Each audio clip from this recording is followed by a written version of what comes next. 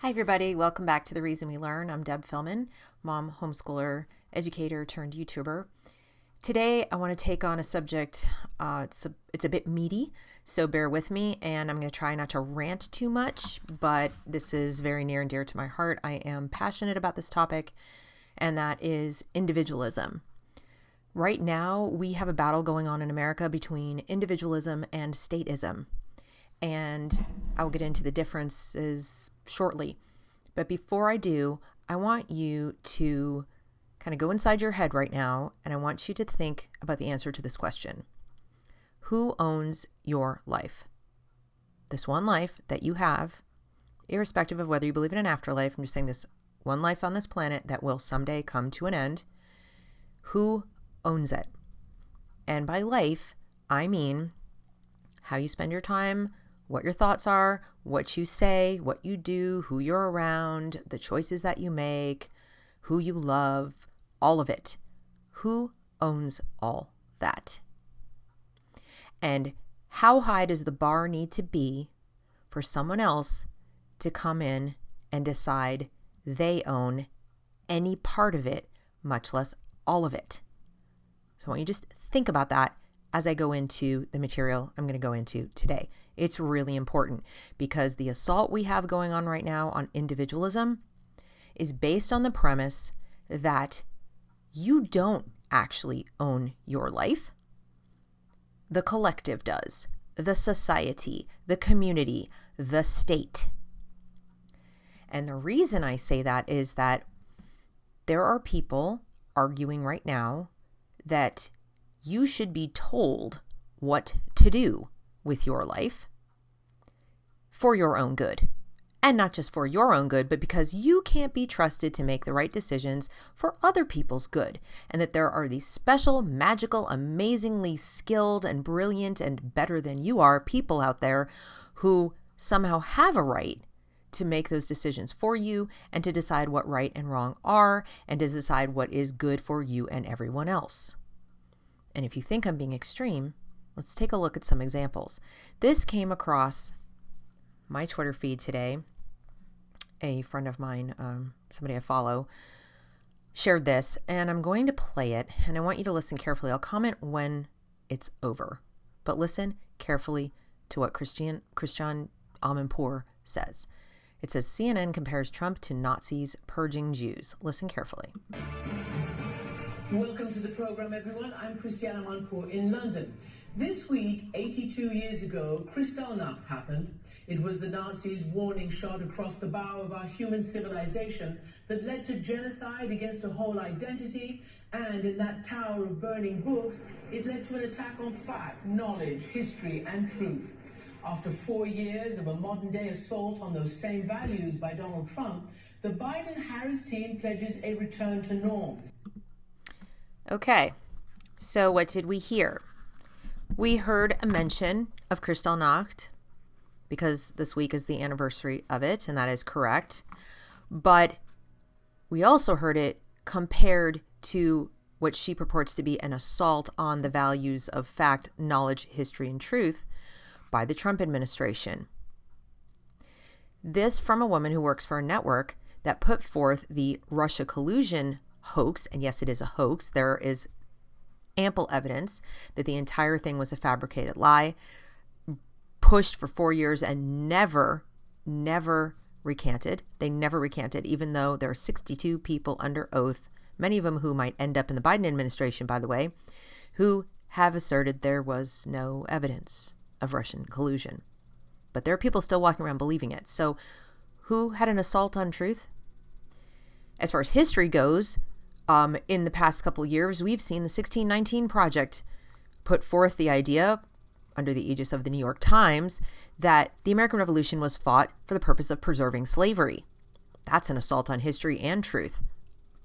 Absolutely a lie. Not true at all. And as far as burning books, while we might not necessarily be burning them, just yesterday, Target decided to remove a book about the dangers of the current fad of transgenderism, how it's impacting girls around the world. Scientific research in this book. It's It's research. Okay, there's science in there. You don't have to think that we should mistreat anyone to acknowledge that there are different points of view on this subject. And there are scientists who believe in one point of view. This book was pulled from Target on the basis of a single tweet from a random person complaining about how he found it offensive. He is now living as a she, but he is a he. So that too is an assault on both truth and knowledge, and it amounts basically to book burning. And Target immediately said, oh, we're so very sorry, and we will pull that book on the basis of one person's tweet. That's it. Nothing to do with market demand, nothing to do with the quality of the book, nothing to do with whether what it puts forth is true or not. Just somebody complained. There it goes. And I could sit here all day, literally, probably all day today and all day tomorrow, and I could list other examples that are assaults on history, fact, knowledge, and truth. But I'm not going to. I just want you to realize that this video itself is an assault on the history of the Trump administration. No books were burned. Knowledge was not attacked. In fact, the president stepped forward to try to remove critical race theory from our schools because it is teaching our children something that is false, and to withdraw federal funding from all such racist teachings. As far as truth goes, she's taking a man who exaggerates, which every politician does, and deciding that's an assault on the truth, as if we don't have the ability to do any research on our own and find out that these exaggerations, like I had the best economy ever in the history of the country, that's probably not true, but I wouldn't call that an assault on the truth. But I would call social media across the board censoring an entire newspaper, the New York Post, because it's putting forth a story about Joe Biden's son's laptop, which we know is his laptop. That's true. We know the emails contained therein are his. He doesn't deny it. They censored all of it within 2 weeks of an election. How is that not an assault on truth and knowledge? It should be up to us to decide. Should it not? Well, I don't know. Apparently not. Because if you were to spend any time on social media, you would see that it's currently very fashionable to dog on individuals. Let's take a look at Chris Hayes, shall we? Right now, if we had an administration that cared one whit about protecting Americans, there would be national coordinated messaging all over the place about making Thanksgiving virtual this year, or outdoors where weather permits, but there is none because they don't care. So many logical fallacies packed in there, I don't know where to begin. But first of all, the premise that caring is evinced one way. Only one way. Second, that your government is supposed to care about you. That your government's job is to care about you, decide what's best for you, and protect you. Not protect you from the violation of rights by others or from violation by rights of your rights by it, but, just to protect you from sickness, protect you from bad things that could happen in your life. Mysteriously, we're all still allowed to drive, even though your chances of dying in a car accident today are an order of magnitude higher than your odds of even catching COVID, but we won't get into that. Apparently, the only way for an administration to demonstrate its caring, which it's not really responsible for in the first place, is to tell you how to live your life and put out a message because you're not capable of analyzing information for yourself and deciding what's best for you and your family this Thanksgiving. It may seem small, it may seem like something you can ignore, but it really isn't because it's a message that's taking hold. Let's take a look at this individual. Our childish obsession with seeing family on holidays is going to kill our families in record numbers. People don't respond well to scolds because they don't enjoy others treating them like children. But what the hell are we supposed to do with the fact that Americans keep booking cross-country trips just to pretend they like their grandmother's sad-ass candy yams? This person is omniscient. Apparently, it knows what we think of our grandparents and what we should care about and what we should think about, and that we deserve to be treated like children because we evaluate risk differently than he or she or it does. I don't know who this person is. Now let's take a look at this lovely thread. Okay, there's like a whole thread of attacks on individualism. This has a lot to do with an obsession, especially in America, with individualism. Americans are not used to considering many people suffering. They have a laser focus on one person at a time, which means a villain only need a spotlight to be relatable. This is for real, guys. I mean, this is unbelievable. The USA's excessive individualism, will it be its downfall? It's sad knowing how much better things would be if people just gave a single, you know what, about the health and safety of others. Presumption, people don't care if they don't act as I do. And then this one. It would be hard to overstate how powerfully Reagan's anti-statist, anti-institutionalist, cowboy individualism shaped the world's views of white, 50-something conservatives and centrists I know. New York Times. Sure, blame Donald Trump for his inept pandemic response, but blame Ronald Reagan for encouraging people to hate their own government or to view an individual sacrifice for the common good as some kind of tyranny. Wow. Alrighty then. Well, let's see. And then this is the last one. Is rugged individualism and personal responsibility working? This, aside from being completely misleading, this graphic tells the tale, doesn't it? Is it working? Well, I don't know. Working to do what? It's working to get toilet paper into the store and food on the shelves and, kids educated and, people functioning and the economy producing anything, because if we all just decided we were more worried about our, the collective and, oh gosh, I can't go out because I might make someone sick, we might not make anything for anyone to eat. There's lots of ways to look at what caring looks like. If I don't feed myself, if I don't take care of myself, then someone else is going to have to do it. How is that demonstrating caring for other people? If I turn to the state and I say, I'm too scared to go out and earn a living and do anything and produce, I'm going to stay home because you've scared me and now send me a check so I can go buy nothing because there's nothing in the store to buy. And no, I will be hungry and you will have to feed me. Who are you? Everyone else who told me to stay home. You're all responsible because you told me to be scared. So feed me, take care of me. But that's somehow not selfish. Okay, whatever. I'm going to read something now. I'm going to go back to what's the worst one? Chris Hayes, because he has the most sway. He has the biggest bully pulpit. And I'm going to read something to you and see if it sounds familiar compared to what you just heard.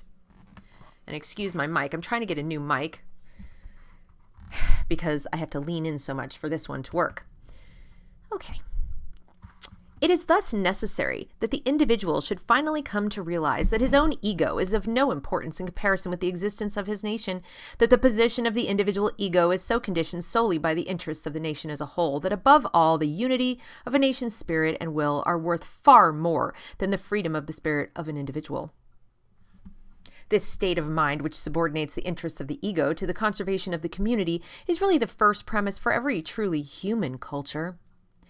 The basic attitude from which such activity arises we call, to distinguish it from egoism and selfishness, idealism. But this we understand only the individual's capacity to make sacrifices for the community, for his fellow men. Now, who do you think said that? Christian Amanpour. Who do you think said those words? Long, long time ago. That would be Adolf Hitler.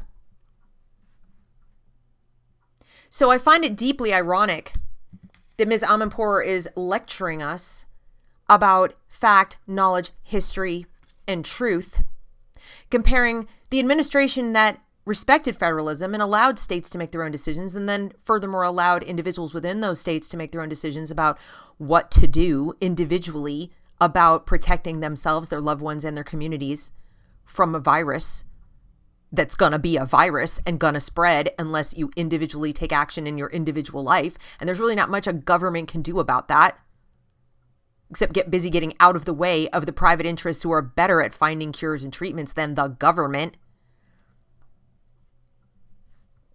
Excuse me, that this government wasn't tyrannical enough for you that they decided to subvert all the values we hold dear, violate the Constitution, violate federalism, and come out and do as Chris Hayes would like it to do and tell us all what to do, because just like the stranger says, we are no better than children. And while we might not like being scolded, what in the world are they to do when we don't behave properly? So now that I've established that we have this battle going on, I don't think it's debatable. Let's pop over to FEE. And that's the Foundation for Economic Education. Let's take a look at a piece that's recently out called The Battle Isn't Right versus Left, It's Statism versus Individualism. Now, this is April of 2019, as relevant today as it was then. How high does the death toll need to get before people realize that communism, like its sister ideology of Nazism, is deeply, despicably evil? Now, this is before COVID. Before. Okay?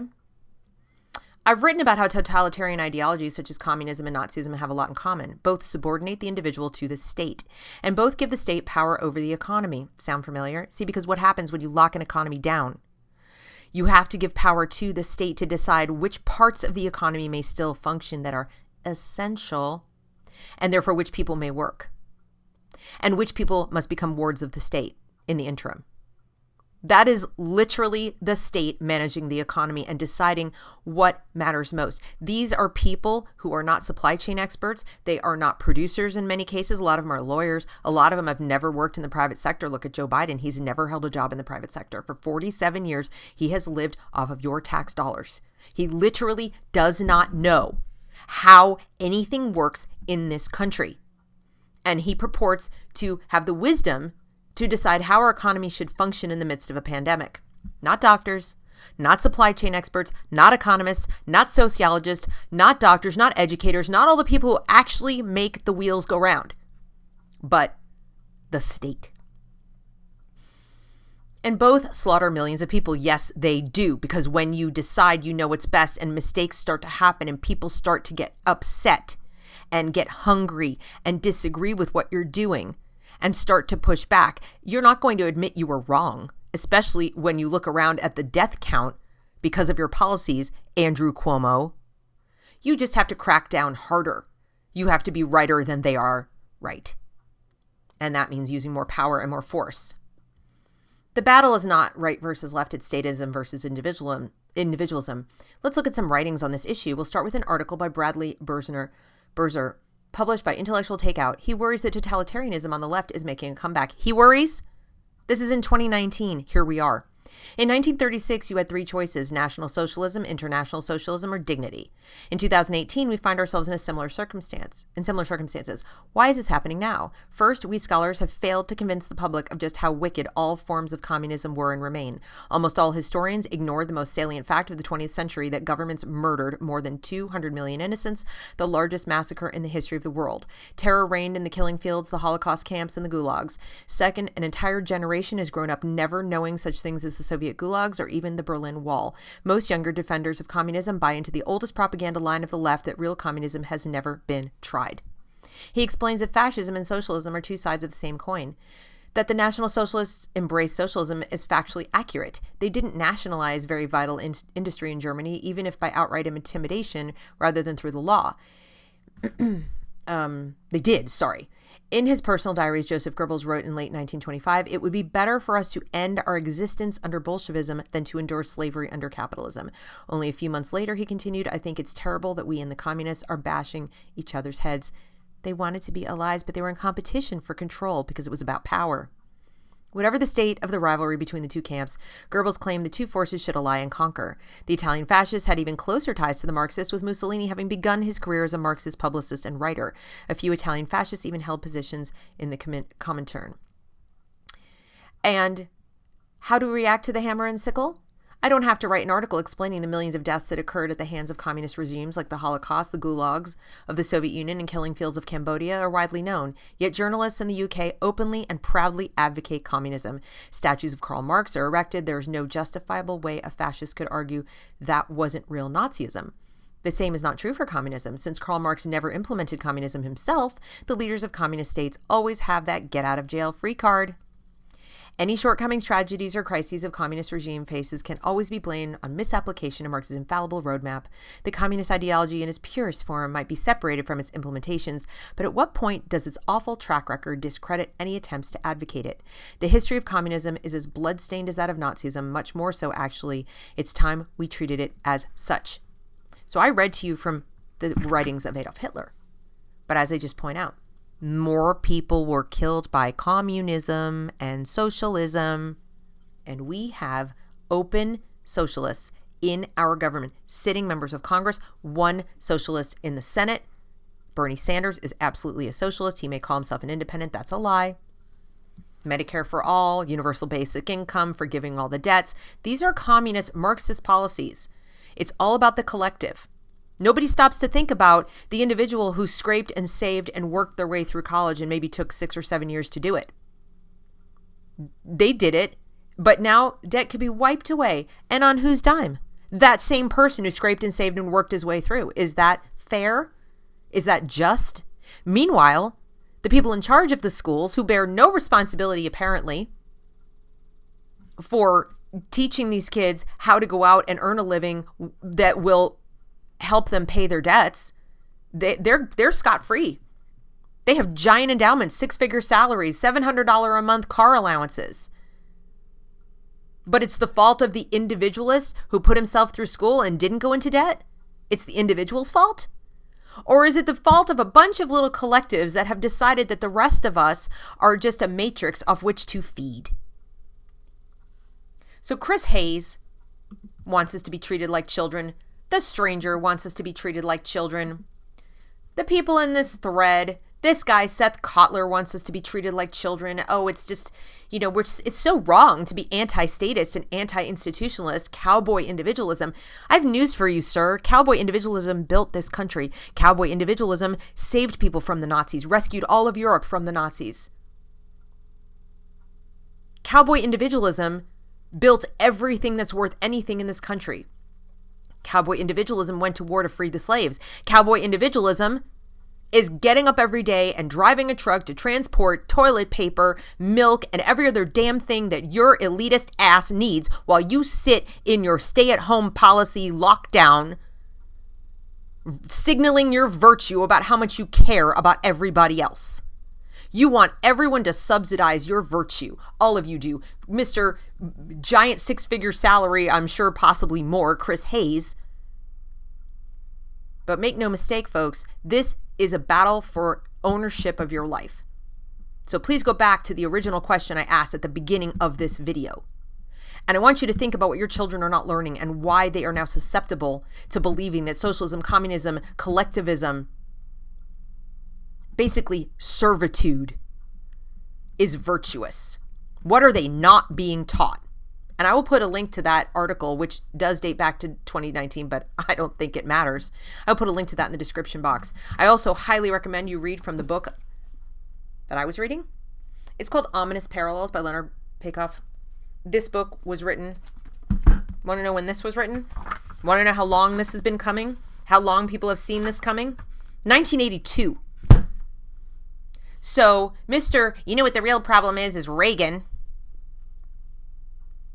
Yeah, Reagan was president when this book was written. So even with Mr. Individualist, cowboy individualist president, Leonard Peikoff saw the writing on the wall, saw the direction we were going, saw where the left and the Democrats wanted to take us.